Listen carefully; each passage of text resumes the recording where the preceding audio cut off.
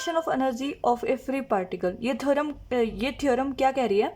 It state that if force acting on the particle is conservative then the total energy that is mechanical energy of the particle is constant और conserved. इसने कहा है अगर हमारे पास कोई particle है मास m का, उस पर अगर कोई फोर्स लग रहा है, वो फोर्स कंजर्वेटिव हो जाता है, कंजर्वेटिव होता है, तो उसकी टोटल एनर्जी जो कि kinetic energy plus potential energy होगी, वो कांस्टेंट होगी, वो कंजर्व्ड होगी। For example T1 is the kinetic energy at the position 1 and V1 is the potential energy of the particle at position 1 is equal to the T2 plus V2, where T2 is kinetic energy of the particle at position 2 and V2 is potential energy of the particle at position 2। In total energy है particle की, वो क्या होगी? Conserved होगी अगर हमारे particle पे लगने वाला फोर्स जो है वो कंजर्वेटिव हो जाता है। तो कंजर्वेटिव फोर्स कौन से होते हैं? कंजर्वेटिव फोर्स वो होते हैं जो किसी भी पार्टिकल पे अगर लग रहे हैं तो उनका किया हुआ वर्क डन पोजीशन पे, इनिशियल और फाइनल पोजीशन पे डिपेंड करे, ना कि उसके पाथ पर। फॉर एग्जांपल कोई भी अगर मान लेते हैं पार्टिकल P है, कोई पार्टिकल P है, इस पोजीशन से उसको इस पोजीशन तक डिस्प्लेस कराना है, उसके लिए फोर्स एक्ट करेगा और वो डिस्प्लेस एक बार इस पाथ से हुए हैं और एक बार इस पाथ से हुए हैं। ये पाथ P है, ये पाथ Q है।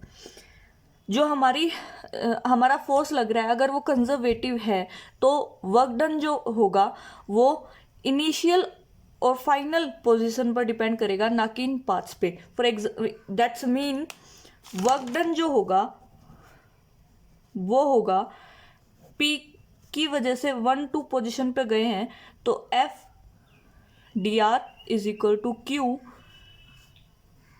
F dr। मतलब अगर पाथ P से हम कोई वर्क करा रहे हैं तो वो भी इक्वल होगा किसके? पाथ Q से अगर हम उसको डिस्प्लेस करा रहे हैं। दोनों का जो भी वर्क डन आएगा वो क्या होगा? इक्वल होगा। ठीक है, अब क्या करना है? फॉर एग्जांपल हमारे पास एक पार्टिकल है जो फर्स्ट पोजीशन से सेकंड पोजीशन तक जा रहा है, उसके लिए हम थोड़ा सा डिस्प्लेसमेंट लेंगे, स्मॉल डिस्प्लेसमेंट लेंगे। वो क्या होगा? dw is equal to F। थोड़ा सा डिस्प्लेसमेंट ले रहे हैं, वो ले रहे हैं हम dr। r is the displacement and dr is the small displacement due to the force acting on the particle. Then this can be written is like this. ये हो गया हमारा छोटा सा डिस्प्लेसमेंट। अगर हमें पूरे के पूरे सिस्टम का वर्क डन निकालना है तो इसको हम क्या करेंगे? इंटीग्रेशन कर देंगे इसका, और ये पूरे सिस्टम का क्या आ जाएगा? वर्क डन आ जाएगा। ये जा कहाँ से रहा है? फर्स्ट पोजीशन से सेकंड पोजीशन, तो इसका लिमिटेशन क्या आ जाएंगी? 1 to 2 F dr। ये हो जाएगा work done from 1 to 2nd position. और यहाँ पे F हमारा क्या होता है? ma। F को हम ma लिख सकते हैं according to second law of motion, ma dr। 1 to 2 m को हम बाहर निकाल लेते हैं, कॉन्स्टेंट है।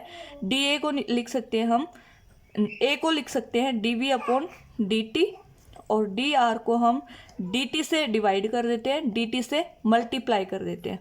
तो हमारे पास ये होगा work done 1 to 2 m 1 to 2, ये हो जाएगा dv अपॉन dt। ये dr अपॉन dt क्या होगा? यहाँ dr अपॉन dt क्या होता है? वेलोसिटी। ये हो जाएगा v dv dt into dt। dt से dt कैंसिल आउट, और ये इसका इंटीग्रेशन करेंगे तब वो हमारे पास आएगा m V1 to 2, V square by 2।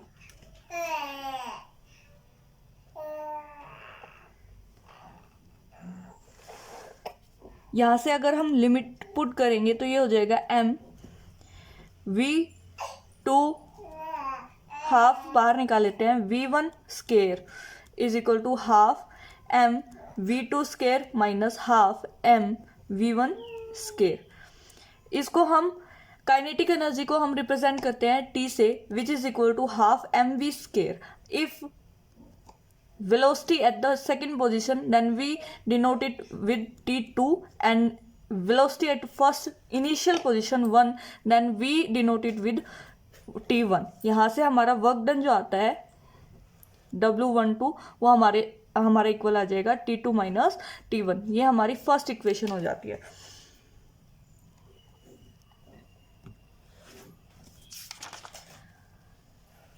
ठीक है, अब हमने कंडीशन क्या रखी है, अगर हमारे फोर्स कंजर्वेटिव है, if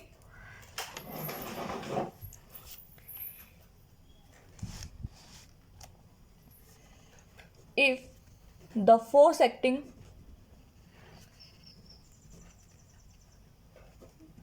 acting on the particle is conservative,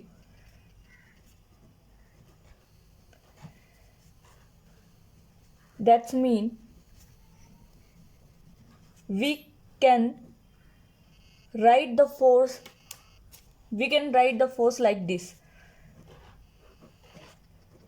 negative of derivative of some scalar function। ये स्केलर फंक्शन ये हमारा पोटेंशियल एनर्जी। अगर हमारे पार्टिकल पर लगने वाला फोर्स कंजर्वेटिव है तो हम फोर्स को डेरिवेबल ऑफ सम स्केलर फंक्शन में लिख सकते हैं। ये वाला ये जो इक्वेशन है हम 11th क्लास में हम पढ़ चुके हैं, वहाँ से ये निकालिए, जिसमें स्प्रिंग वाला जो कंसेप्ट था वहाँ से ये इक्वेशन निकल के आई थी। Force is equal to minus of dv upon dt, जहाँ v हमारी क्या है, पोटेंशियल एनर्जी है। अच्छा ठीक है, अब फोर्स को हम क्या लिख सकते हैं, dt नहीं सॉरी dr, पोजीशन वेक्टर। हम यहाँ क्रॉस प्रोडक्ट कर देते हैं, dr force dr is equal to minus dv। Integration कर देते हैं, position 1 to 2 f dr minus बाहर 1 to 2 dv। ये हो जाएगा हमारे पास वर्क डन, और ये हो जाएगा minus of V1 to 2, work done हो जाएगा हमारे पास minus of V2 minus V1। ये वर्क डन हो जाएगा V1 माइनस V2। ये हमारी सेकेंड इक्वेशन। फर्स्ट इक्वेशन हमारे पास क्या है, work done is equal to T2 minus T1, जो हमारा वर्क डन है इसके इक्वल आ रहा है, और यहाँ हमारा वर्क डन जो है V1 माइनस V2 के इक्वल आ रहा है। तो हम फर्स्ट और सेकंड इक्वेशन को इक्वेट कर देंगे। On comparing equation first and second we get T1 minus T2 minus T1 is equal to V1 minus V2। यहाँ से सॉल्व करेंगे, आएगा हमारे पास T1 plus V1 is equal to T2 plus V2। ये हमारा कंजर्वेशन ऑफ एनर्जी की theorem है फॉर ए फ्री पार्टिकल। जो हमें कह रहा था, अगर फोर्स हमारा कंजर्वेटिव है, जो पार्टिकल के ऊपर लग रहा है, तो हमारे पार्टिकल की जो टोटल एनर्जी है, जिसमें काइनेटिक और पोटेंशियल एनर्जी दोनों आ जाते हैं, वो क्या हो जाएगी, कंजर्व्ड हो जाएगी।